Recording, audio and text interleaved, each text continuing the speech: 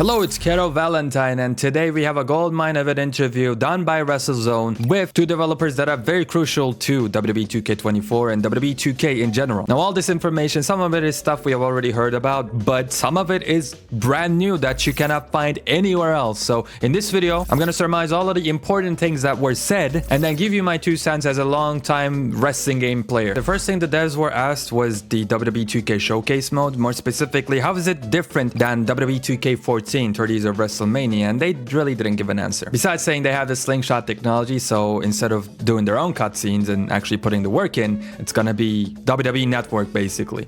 You're gonna sit there and watch.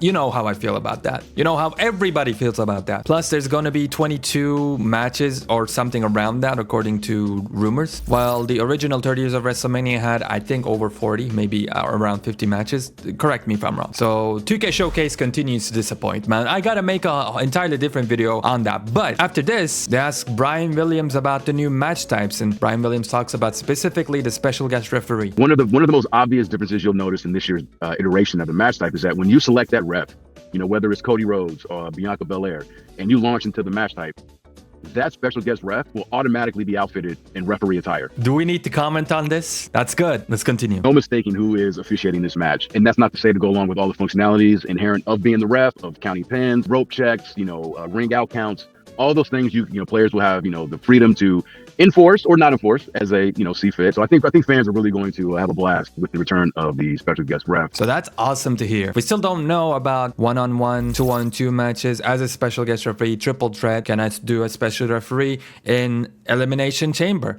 I should be able to, right? Why not? Also, just like WWE 2K14, will I be disqualified, or will John Laurinaitis come out and fire me as the referee if I don't do my duty correctly? Because that was a thing in the older games. I don't know if you remember. Well, I'm sure we'll get an answer to that. And even if we don't, at worst, we only have to wait till March. Some of the other things that I think fans are going to geek out about are, we have, brought back throwable weapons. Let's go. I love that, which is something that has been the franchise since SmackDown vs. Raw 2011. Even before that. This year, any object that you're holding, with the exception of one, can be thrown at your opponent, basically upending what hardcore and no DQ matches have been. Having to, especially in a multi-person situation, if someone's got a weapon, you've got to, not only watch out for the handheld strike, but the fact that certain objects can be hurled your way. Of course, you'll be able to duck, dodge, and in some cases even catch thrown weapons. So, it's been fun. That's spicy. Just us testing it on the gameplay side, it's been a blast. I wonder how the animations will be, the physics, like, will it be too rigid? Because just a couple of years ago, you couldn't even set up tables wherever you wanted to set up. There would be designated spots and you could not move away from them at all. And he said all weapons except one.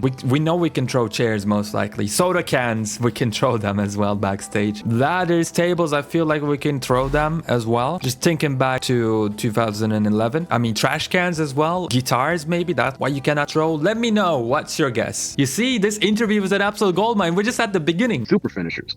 Okay. This is really exciting. So the super finisher is something that certain superstars on the roster will have by default. But any character that you create or edit, you can freely add a super finisher to anybody's moveset. Characters can hold up to 2. And the super finisher is that, that coup de grace. It's that coup de grace. It is the move that, when used, should effectively put that person down for the count. Cody Rhodes, for example, we've talked about him.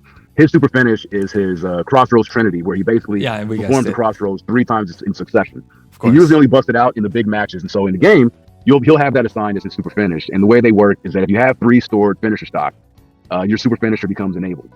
And when you hit it, 3 finishers. And I think this is the cool and important thing too, because we really want to emphasize the super and the super finisher, is that if you use this on an opponent who has resiliency, it is so super and so powerful, Matt, that it'll temporarily knock out that character's use of resiliency for a temporary period of time.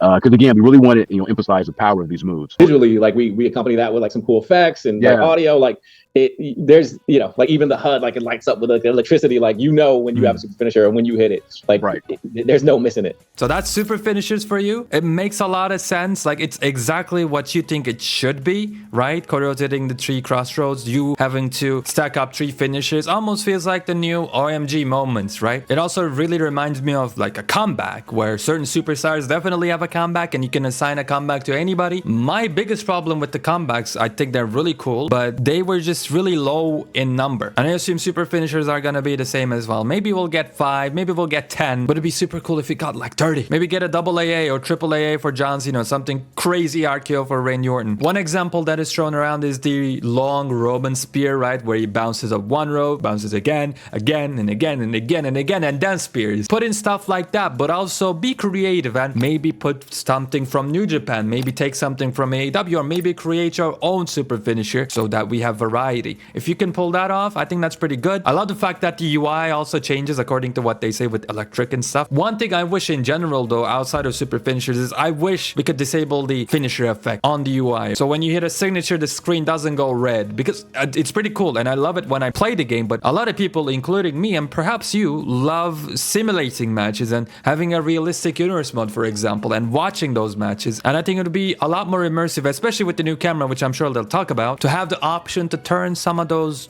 crazy effects off. All right, next up is, I believe, new paybacks. We've added some new paybacks too. We have 6 new paybacks that we've added this year. 2 that are going to be unlocked through MyRise, and I won't say what those paybacks are. Okay. But when you do unlock them, you'll then be able to use them throughout all areas of the game.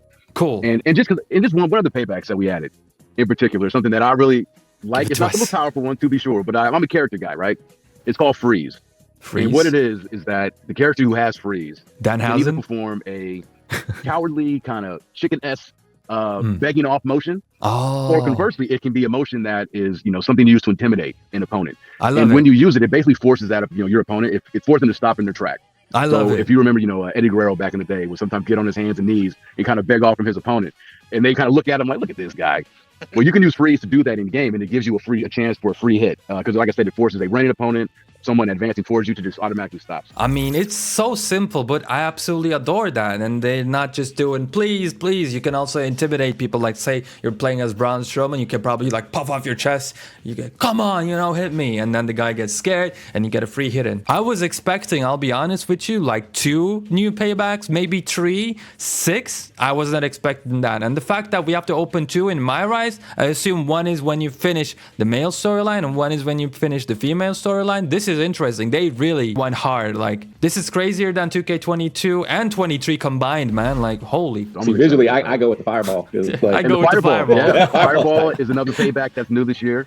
It's a staple in pro wrestling, and it has been for a long time. So right, that makes we sense. added that this year. Scarlett just did it this year, last year. Iron Jaw, which is a payback that you can use to eliminate your stun. Like if your character's stun meter is full, Iron Jaw can be used to clear it, back, allowing you to continue reversing attacks. Okay, this is a new info, but I just want to give kudos to WrestleZone, man. He's goated for saying this. Check this out. The ability to throw weapons this year, and as you said, we haven't seen that since SmackDown vs. Raw 2011. The weapon system kind of got wonky in WWE 12, and it really never got fixed. My goodness. Bro, the devs have a family. I love it, though. I love the fact that you can speak about this openly, and I'm really wondering how the devs are going to answer.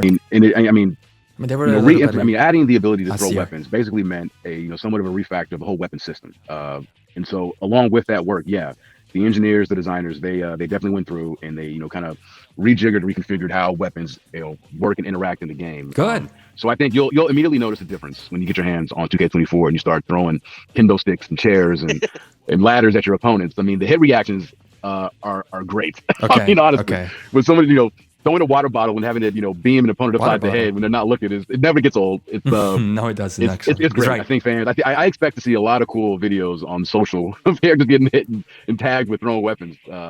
Like I said, we're trying to catch him. So the interviewer, aka the GOAT, asks about all the alternate attires that are locked on MyFaction. Is that still going to continue or not? I don't know if people actually want that, Matt. No, I'm playing. Wow. Okay.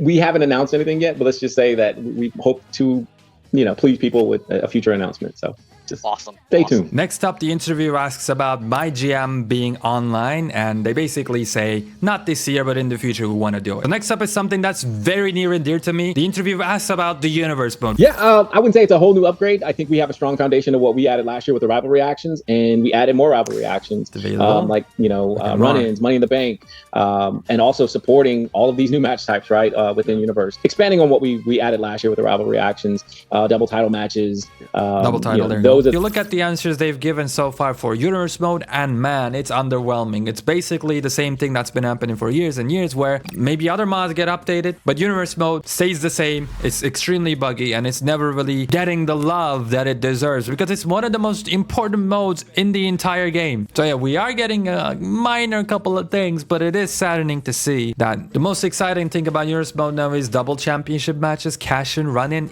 you know, those were in the game already in somewhat shape or form. Maybe not double championship matches. It's just like you can do so much more with this mode. Our next up is something that I absolutely adore. The ramp facing camera is making a return to the franchise. Oh, nice. Yay. So that is something that players will be able to experience this year as well. It'll be an option that players can turn on and off, but it is making a return in 2K24. And it really does reinforce it. I think one of the things that I love about it is that it makes choosing the arena you fight in that much more important, because now you're seeing the stage area. You know, it's like you're getting that visual.